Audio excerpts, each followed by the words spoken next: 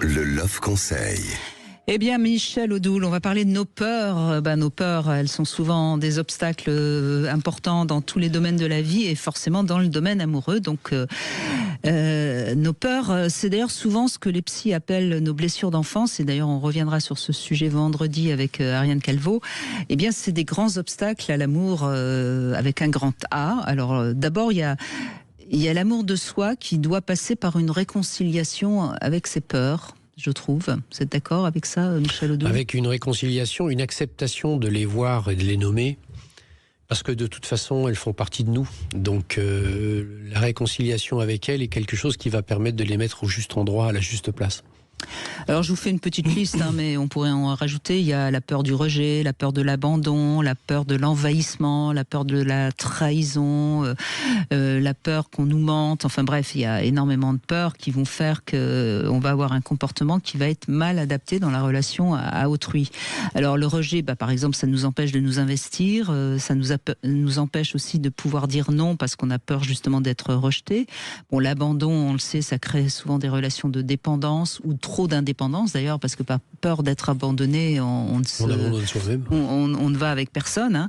L'envahissement, ça va nous rendre égoïstes. La trahison, ça nous rend suspicieux, jaloux, en contrôle permanent.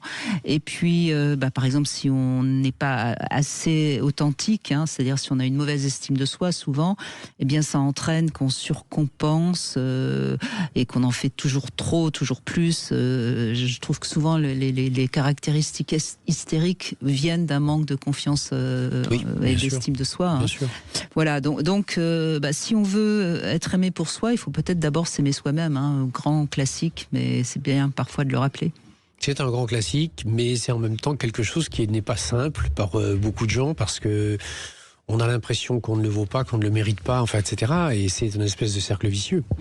Mais peut-être la première chose, c'est toujours le premier pas qui coûte, c'est-à-dire prendre conscience qu'on s'aime pas assez, qu'on a l'impression qu'on se vaut pas assez, et peut-être qu'on se réfugie un peu trop dans la nourriture. C'est peut-être ce que nous racontera Laura dans un instant. Oui, c'est ce que j'explique dans un de mes ouvrages qui s'appelle « Dis-moi comment aller chaque jour de mieux en mieux ». C'est-à-dire que ce blason, cette image que l'on a de soi, c'est pas quelque chose qui est une fatalité, c'est quelque chose qui se travaille. C'est comme une sorte de récitation que l'on fait à soi. Et si on décide que celle que l'on fait ne nous convient pas, rien n'est plus facile que d'en construire une autre. Et puis de se donner le courage, la force et la confiance de la faire d'abord de façon mécanique et technique pendant un certain temps, puis après elle va devenir un nouveau réflexe à soi.